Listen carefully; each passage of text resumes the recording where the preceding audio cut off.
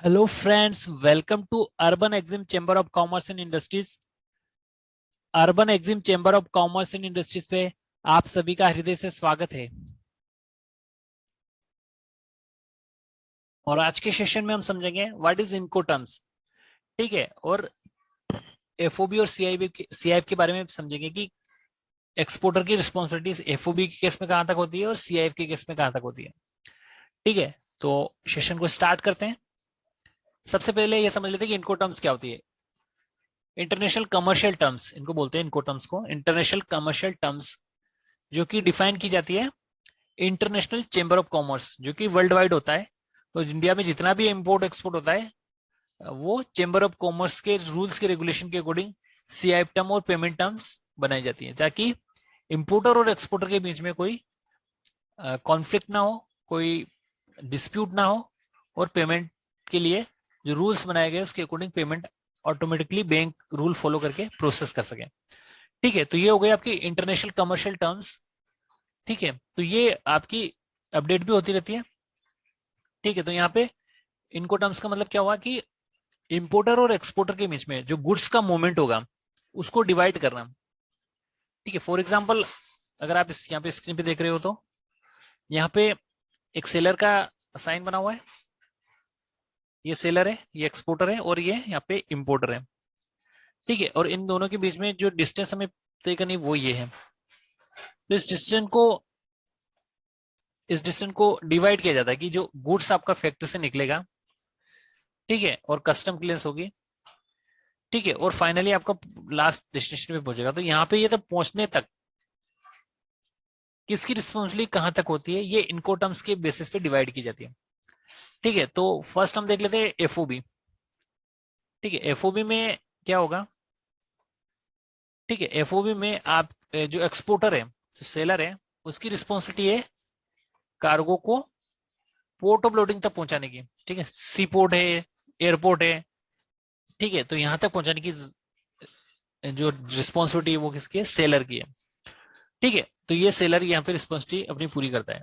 अब आगे की रिस्पॉन्सिबिलिटी कौन पूरी करेगा, बायर। तो बायर की रिस्पॉन्सिबिलिटी है कि वो पोर्ट ऑफ लोडिंग से लेके उसकी फैक्ट्री तक ले जाने का पूरा प्रोसेस वो कंप्लीट करे। मतलब कि इसकी रिस्पॉन्सिबिलिटी हो गई कि अगर पोर्ट ऑफ लोडिंग के बाद में कार्गो में कुछ डैमेज हो जाता है या कुछ प्रॉब्लम आ जाती है तो वो बायर उसकी जिम्मेदारी लेता है। ठीक है, अगर पोर्ट ऑफ लोडिंग से पहले है तो फिर एफओबी के केस में सेलर की रिस्पॉन्सिबिलिटी होगी।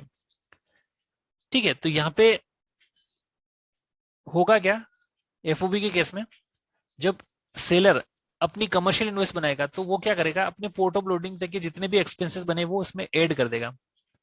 ठीक है, जैसे आपका ट्रांसपोर्ट हो गया, कस्टम क्लियरेंस के खर्चे हो गए, और टर्मिनल हैंडलिंग के खर्चे हो गए। इसके अलावा अगर बाय ट्रेन गया तो आईएससी हो गया। तो ये खर्चे वो अपनी कमर्शियल इनवॉइस में ऐड करेगा। ठीक है, तो कैसे बनाएगा इनवॉइस, जो एक्चुअल कार्गो है, जैसे उसने फॉर एग्जांपल पटेटो एक्सपोर्ट कर रहा है तो पटेटो की जो वैल्यू होगी, ठीक है, 500 मेट्रिक टन पटेटो है, जैसे उसका फॉर एग्जांपल वैल्यू होगी उसकी आईएनआर में 10,000, सॉरी 1 लाख।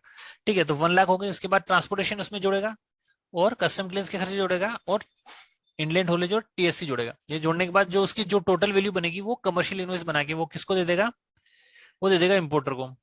ठीक है, ठीक है, तो यहाँ पे क्या है कि इंपोर्टर से वो कौन सी पेमेंट लेगा, फैक्ट्री से लेके पोर्ट ऑफ लोडिंग तक के खर्चे प्लस कार्गो की वैल्यू। ठीक है, वो एफओबी के केस में होगा। अब हम बात करते हैं सीआईएफ की। तो सीआईएफ के केस में क्या होगा, सेलर की रिस्पॉन्सिबिलिटी है कि कार्गो को पहुंचाए वो पोर्ट ऑफ डिस्चार्ज तक। तो यहाँ जहाज को पार करने के बाद जो शिपमेंट अनलोडेड होगी वहां तक की रिस्पॉन्सिबिलिटी किसकी बन गई, सेलर की। ठीक है, तो इसमें जो पोर्ट ऑफ डिस्चार्ज के बाद में जो ट्रांसपोर्ट और कस्टम क्लियरेंस होगी वो कौन बियर करेगा, इंपोर्टर। ठीक है, तो सीआईएफ के केस में क्या हो गया, कॉस्ट, इंश्योरेंस और फ्रेट। ठीक है, तो फ्रेट हो गया जो आपका शिपमेंट को पोर्ट ऑफ लोडिंग से पोर्ट ऑफ डिस्चार्ज तक पहुंचाने का खर्चा, फ्रेट हो गया। इसके अलावा एफओबी में जो वैल्यू हमने पहले ऑलरेडी कर रखी थी कि transport from factory to custom, custom to port of loading. इसके अलावा टीएससी और आईएससी, तो ये एक्सपेंसेस आपके एफओबी के। तो एफओबी प्लस फ्रेट और आपका हो गया सीआईएफ। ठीक है, तो ये था आपका एफओबी और ये आपका हो गया फ्रेट। तो दोनों को मिला के कितना हो गया आपका सीआईएफ। तो सीआईएफ के केस में जो कार्गो आपका जो रिस्पॉन्सिबिलिटी होगी एक्सपोर्टर की, वो कहां तक की होगी, वो होगी पोर्ट ऑफ डिस्चार्ज तक की। ठीक है, तो पोर्ट ऑफ डिस्चार्ज तक की यहाँ रिस्पॉन्सिबिलिटी है, उसके बाद का प्रोसीजर होगा आपका इंपोर्टर का। अब यहाँ तो ये तो बात होगी आपकी रिस्पॉन्सिबिलिटी। अब यहाँ पे जो इनवॉइस बनाएगा एक्सपोर्टर, वो कैसे बनाएगा? ठीक है, एफओबी में उसने क्या किया था, पोर्ट ऑफ लोडिंग तक के सारे खर्चे प्लस जो कार्गो की वैल्यू वो ऐड करके बनाई थी। लेकिन सीआईपी के केस में क्या करेगा, वो फ्रेट भी इसमें जोड़ेगा और इंश्योरेंस भी जोड़ेगा, जो कार्गो का इंश्योरेंस भी। ठीक है, तो फ्रेट, इंश्योरेंस और कॉस्ट ये जोड़ के इनवॉइस बनाएगा। ठीक है, तो इस ये सारा पैसे वो किससे लेगा, बायर से।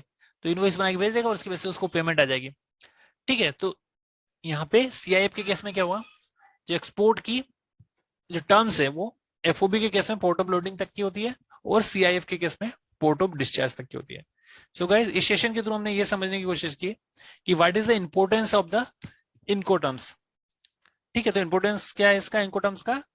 इंटरनेशनल ट्रेड में, एक्सपोर्ट इंपोर्ट में जो गुड्स की मूवमेंट होती है उसको डिवाइड किया जाता है और किसकी रिस्पॉन्सिबिलिटी होती है, ये इनकोटर्म्स के थ्रू बताया जाता है। सो गाइस, आज के सेशन में हमने समझा what is Incoterms and what is FOB and CIF Incoterms. Thank you for watching the session. Have a nice day.